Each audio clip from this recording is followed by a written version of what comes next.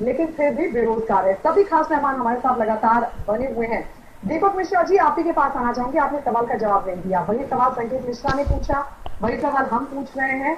35-36 दिन से लगातार अनशन पर बैठे, उसके बाद भूख हड़ताल भी की, उसके बावजूद भी आपके शासन की तरफ से, प्रशासन की तरफ से क्या कोई इनकी सुध लेने के लिए पहुंचा?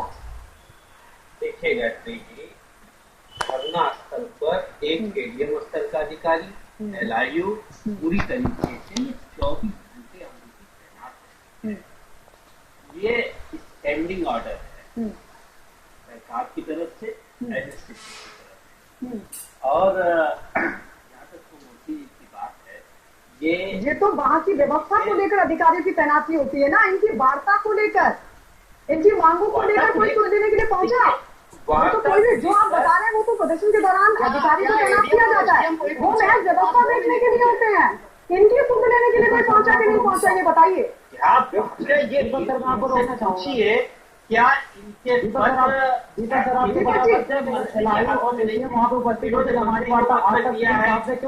बात उस विभाग के सचिव से हो चुकी है, कागज दे चुके हैं, सबसे इन्हें मिला हुआ है कि इसके सार्थक कदम उठाया जा रहा है।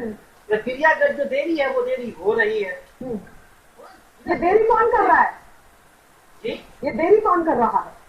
देरी हो कहाँ रही है? प्रक्रियागत जो देरी होती है वो स्वाभाविक है, वो हो रही है। ठीक है, सरकार इनके हाथों 2 साल का प्रशिक्षण 3 साल में पूरा कराया गया, रिजल्ट देरी से आया, वो किसकी चूक है? ये कौन सी प्रक्रिया है? वह प्रशासनिक चूक है, नहीं होना चाहिए था। वो कौन दुरुस्त करेगा? संकेत, आप कुछ कह रहे हैं, इसके बाद राजनीति आपके पास आ रहे हैं। संकेत। हाँ जी, हाँ, मैं इनसे ये पूछना चाह रहा हूँ कि दीपक जी का जैसे कहना है कि वहाँ पे एसडीएम और एडीएम स्तर का अधिकारी तैनात होता है, वाकई यही एक नियम है। लेकिन मैं ये पूछना चाहता हूँ कि एसडीएम और एडीएम ने इनसे ज्ञापन लिया है?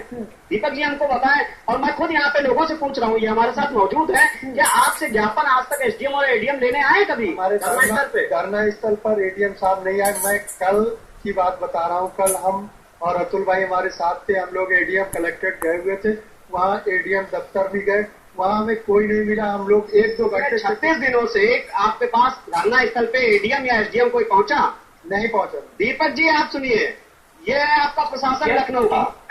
इनसे एक सवाल यदि पूछे, क्या इनका पत्र अहमद हसन जी के पास नहीं है? पूछिए। कन्नौज में इनके प्रतिनिधियों ने घेराव किया, घेराव करके लोग लेके गए, जिम्मेदारी नहीं थी। दीपक मिश्रा जी, सरकार तो जनता की होती है ना, सरकार को जनता के पास जाना चाहिए कि जनता ही चक्कर लगाती रहेगी आपके? अभी राघवेंद्र ने भी बताया किस तरीके से अधिकारी चक्कर लगा के थक चुके हैं वो लोग। इनके पत्र गायत्री जी, मैं मंत्री का रवैया बताना चाहता हूँ, मंत्री का रवैया क्या है?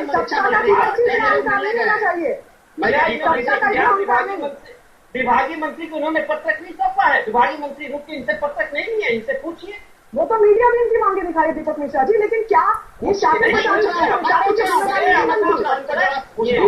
जी, आप सोचिए, आपने बोला कि इनका पद वहां पर नहीं है, ये आपके आश्वासन में संतुष्ट नहीं है, ये इसलिए संतुष्ट नहीं है तभी वो लोग बैठे हैं। उसके बावजूद क्या आपकी जिम्मेदारी नहीं है वहां पर शासन प्रशासन के अधिकारी पहुंचे, इनसे पूछे कि आप ये लोग चाहते हैं? उनके पुलिस वालों ने हमारे बच्चों को, हमारे साथियों को मारा है। मान्यवर, मैं आपको सवाल पूछना चाहूंगा, आप करें कन्नौज में हमारे उनको ज्ञापन दिया न फैलाइए। नहीं सर, सड़क में जाम नहीं सर, ये बात नहीं सर,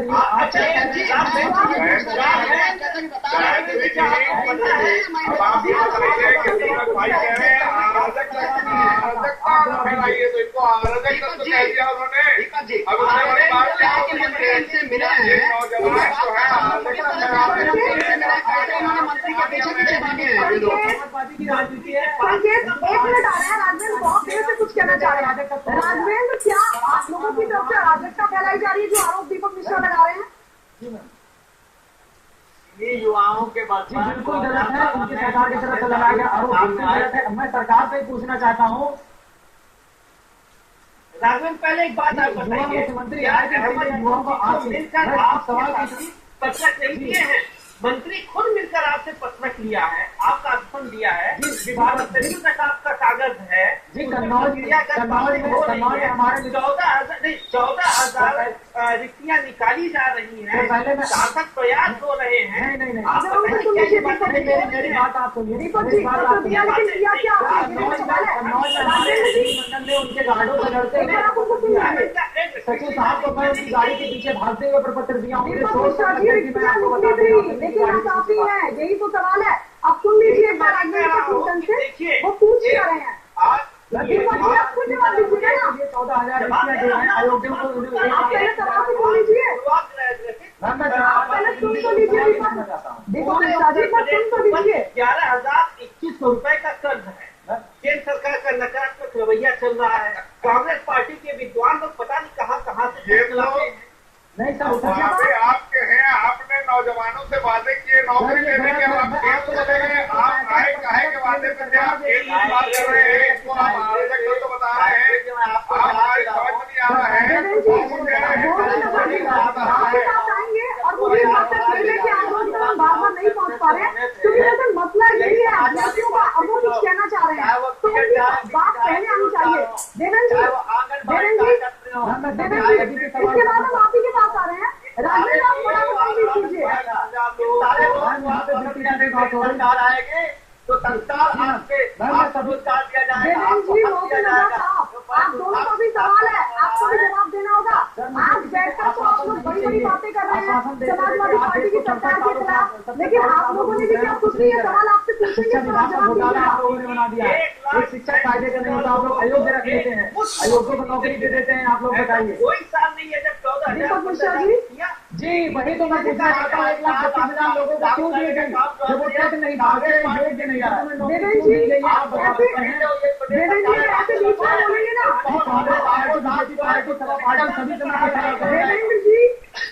देवेंद्र जी, आप लोगों को भी सवाल करने का मौका मिलेगा। मुझे खेद है कि आप लोगों को सवाल कर पा रहे हैं, लेकिन अभ्यर्थियों की बात तो आ जाए पहले पूरी। दीपक मिश्रा पहले तमाम सवाल के जवाब तो दे लें। राजवेंद्र, जल्दी से संक्षेप में बोलिएगा इस बार।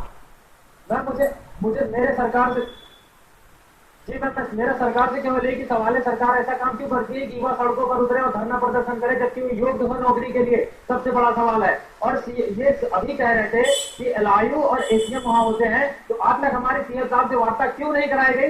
जबकि 23 तारीख से लगातार हमारा धरना चल रहा है। हमारी बहनें बीमार हुई, हमने सिविल हॉस्पिटल में दवाई कराई, हमारे भाई को डेंगू तक हो गया था यहाँ पर। ठीक है राजवेंद्र, और अयोग्य लोगों को नौकरी दे रहे हैं, शिक्षा का स्तर गिरता जा रहा है। दोनों ही सवालों को जवाब देंगे दीपक मिश्रा, लेकिन एक बात संजय मिश्रा के पास हम चले थे। संजय, और भी अभ्यर्थी है आपके पास। दीपक मिश्रा कह रहे हैं कि वहाँ पर अराजकता फैलाई जा रही है अभ्यर्थियों की तरफ से।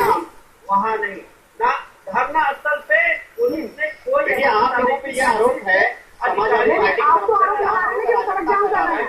किसी तरह के आप तो आरोप लगा रहे हैं ना। जो बोल रहा है झूठ सबसे बड़ी विडंबना है कि इतना बड़ा आरोप लगा हमारे ऊपर और आज करीब 36वां दिन हो गया। आज तक हमने ऐसा कोई भी काम नहीं किया जिससे सरकार की कोई भी तरीके से कमी महसूस हो।